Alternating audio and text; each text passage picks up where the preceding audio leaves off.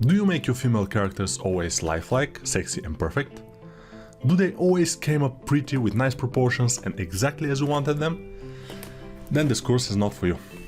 But if you don't feel quite at home while drawing or sculpting human anatomy, and more specifically female anatomy, then you've come to the right place.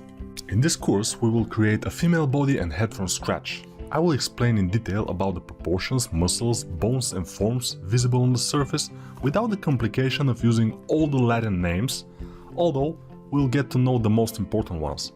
As a bonus, we will make a male body out of the female one to better explain the differences between them. I will also pay attention to the most common mistakes made. My name is Nico and I'm a 3D character artist for about 11 years now. I started studying anatomy 20 years ago, and at some point I realized that female anatomy was my weak point.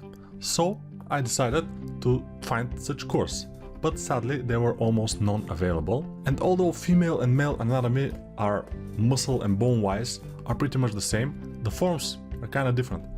So now, after a lot of practice and studying, I decided to do such course myself. And I do this course by live sculpting in ZBrush because I think the best way to explain the forms and the muscles is to view them from all angles, and the sculpting of course is very good for that.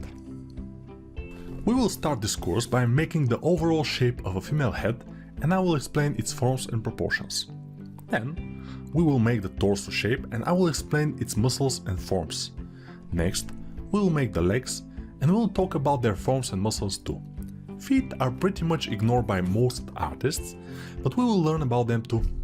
After that we will jump to the muscles and bones of the arms, which are also pretty interesting, so make sure not to miss it. Then we'll make the basic form of the breasts, followed by hands and fingers.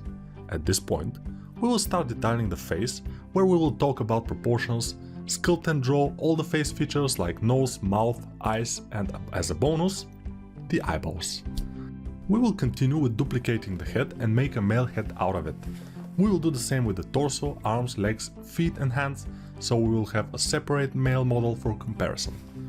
Then it will be time to combine all the parts of the female body and refine some areas. We will add eyebrows and eyelashes, nails, and we will cover certain areas for a bit of a decency. Last, we will learn how to paint human skin and makeup, and also make hair for better presentation. This course doesn't require previous knowledge of anatomy, although it could be useful.